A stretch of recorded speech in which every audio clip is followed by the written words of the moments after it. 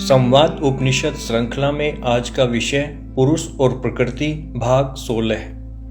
भारत में कुछ एक पीढ़ियों पहले तक नारी घरेलू कामकाज से बंधी थी और नई पीढ़ी के लालन पालन में व्यस्त थी। आज स्थिति सर्वथा भिन्न है। उसका अधिक झुकाव पश्चिमी समाज के ढर्रे की ओर है। विगत वर्षों में स्त्री शिक्षा पर भरपूर जोर दिया गया है ताकि देश को और अच्छे नागरिक मिल सकें। एक शिक्षित नारी जीवन में अपने हिस्से की भूमिका को अधिक अच्छे तरीके से व्यवस्थित कर सकती है। साथ ही आजीविका के अर्जन में अपने पति के भार को बांटकर हल्का कर सकती है। पहले समाज की कठोर परंपराओं के कारण महिलाओं के मन में असुरक्षा की भावना भी रहती थी। विधवाएं बंदियों जैसा जीवन जीती थी। इस प्रकार की परिस्थितियों से स्त्रियों को मुक्त करने तथा स्थितियों के अनुसार उनके अपने पैरों पर खड़ा होने में सहयोग करने की दिशा में केवल शिक्षा ही एकमात्र उपाय था। किंतु आज वस्तु स्थिति पूरी तरह बदल गई है। शिक्षा पूरी होने से पहले कोई भी महिला विवाह करने को तैयार नहीं होती। यहाँ तक कि विवाह के बाद भी एक सफल गृहिणी बनने की अपेक्षा उसकी बड़ी प्राथमिकता आजीविका होती है। इस स्थिति ने समाज के संदर्भ में नारी के संप्रेषण को बदल दिया है। युवा नारी आक्रमणशील है जबकि प्रौढ़ाएं अपने आप में व्यस्त हैं। परित्यक्ता महिला असुरक्षा की गहरी आशंका तथा भावात्मक विक्षोभ से ग्रस्त है। यहाँ आकर उसकी अनुभूति पुनः पुरुष जैसी नहीं होकर महिला जैसी ही होती है।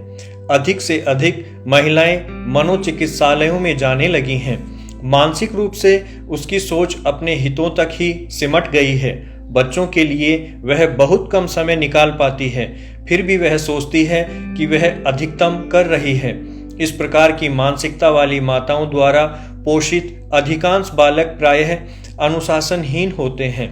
महिला के साथ व्यवहार में पुरुष की स्थिति प्राय दयनीय रहती है। सामान्यतः वह सहज ही स्त्री का शिकार हो जाता है और बाद में पश्चाताप करता है। इसके बावजूद अपने अहम की तुष्टि करने के लिए वह संघर्ष करना चाहता है। स्त्री पुरुष के इस संबंध का स्वरूप भी अब बदल गया है।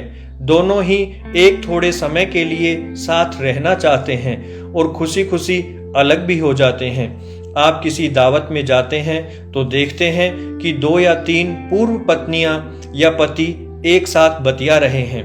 कुछ लोग वहां अपने ही वर्ग के स्त्री या पुरुष के साथी के साथ पति या पत्नी के रूप में खड़े हैं। सामाजिक दृष्टि से यह एक विधि सम्मत व्यवस्था हो सकती है, किंतु प्राकृतिक व्यवहार में यह मानसिक विकृति ही है।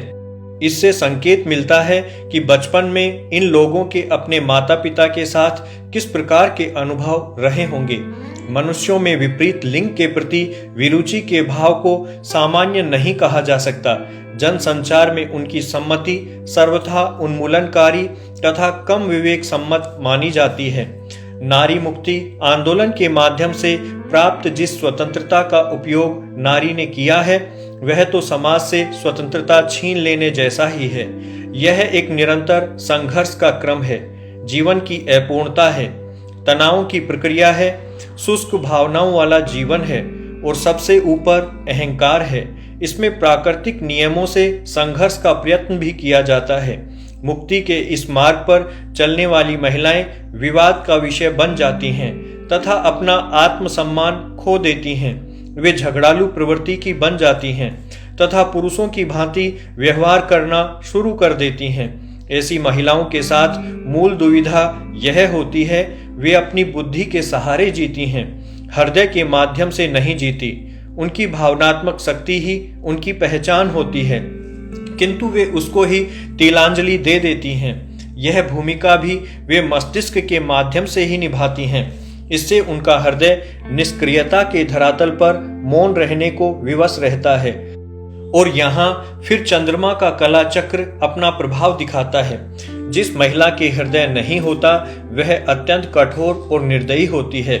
यहाँ तक कि प्राय अपने स्वयं के प्रति भी वह अनेक मनोदशाओं में उलझ जाती है।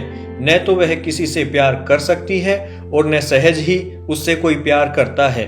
यह सारा खेल मस्तिष्क के माध्यम से होता है, अनेक आकांक्षाओं, आशंकाओं और जिज्ञासाओं से भरा हुआ। और जब उसका हृदय आत्मविश्वास से भरा होता है, उस स्थिति में तो वह किसी भी अन्य व्यक्ति में विश्वास कर ही नहीं सकती। दूसरी ओर देखें तो अर्जित की गई स्वतंत्रता मधु की भांति होती है। उसमें मिठास के अलावा अन्य कुछ भी नहीं होता। प्रत्येक स्त्री या पुरुष का अपना अपना स्नेह का अंश होता है। वातावरण में स्वतः ही दायित्व की भावना का विकास होता रहता है। वास्तविक बात तो यह है कि प्रेम ही स्वतंत्रता का प्रथम सोपान है। यदि कहीं प्रेम नहीं है तो वहां स्वतंत्रता भी नहीं है। एक स्त्री को किसी पुरुष और उसके बच्चों से प्यार करने की आवश्यकता इसलिए होती है कि वह उनकी मित्रता के रूप में अपनी स्वतंत्रता के अंश का अर्जन करती है। वह प्रेम एक ऐसी मित्रता में बदल जाता है कि उसमें सम्मान का आदान प्रदान तो होता है, किंतु किसी प्रकार की अपेक्षाएं नहीं होती। मित्रता प्रेम की तुलना में कहीं अधिक विस्तीर्ण और ऊंची होती है। यह दोनों ही पक्षों को आगे बढ़ने में सहयोग करती है। जीवन काल का दूसरा चरण 50 वर्ष की आयु तक गृहस्थाश्रम कहलाता है। यह एक महत्वपूर्ण आश्रम है। जीवन के अन्य 3 आश्रमों को इस महत्वपूर्ण चरण से ही संबल प्राप्त होता है।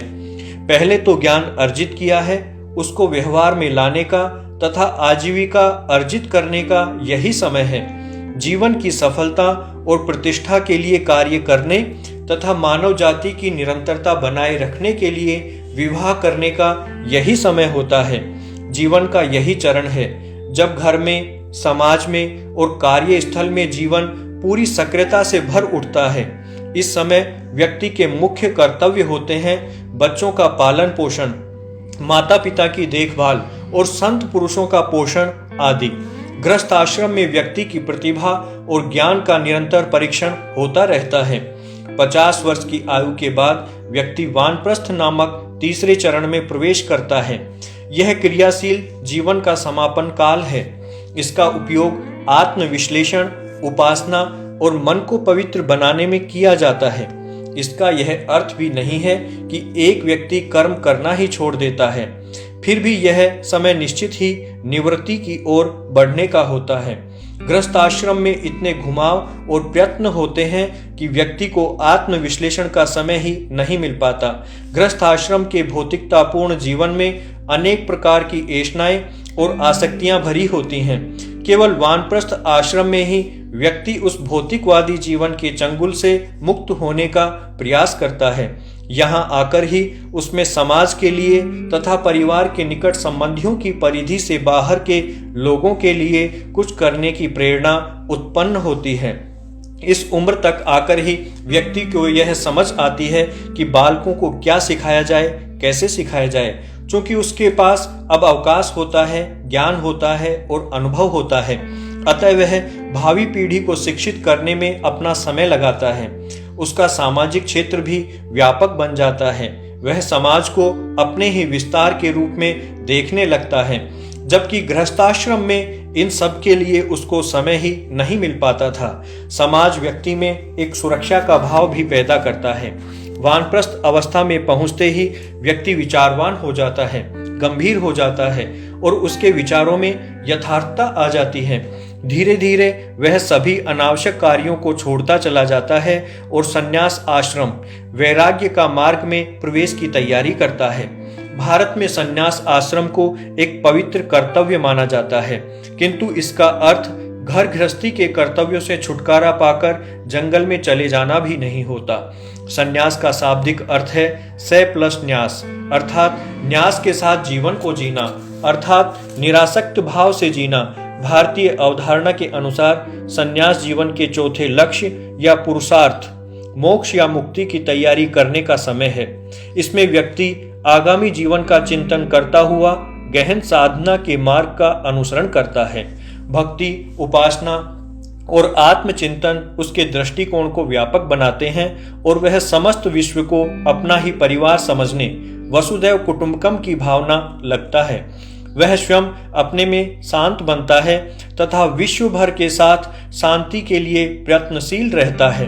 अच्छे या बुरे की अब उसे कोई चिंता नहीं होती। उसमें एक सम्यक दृष्टि का विकास हो जाता है। वह वस्तुओं को उनके समग्र रूप में देखता है और उनके द्वंद्व समाप्त हो जाते हैं। हर दृष्टि से वह स्वयं अपना भाग्य विधाता बन जाता है और एक सन्यासी के रूप में जीवन के अंतिम चरण मोक्ष तक पहुंचने की भूमिका तैयार कर लेता है।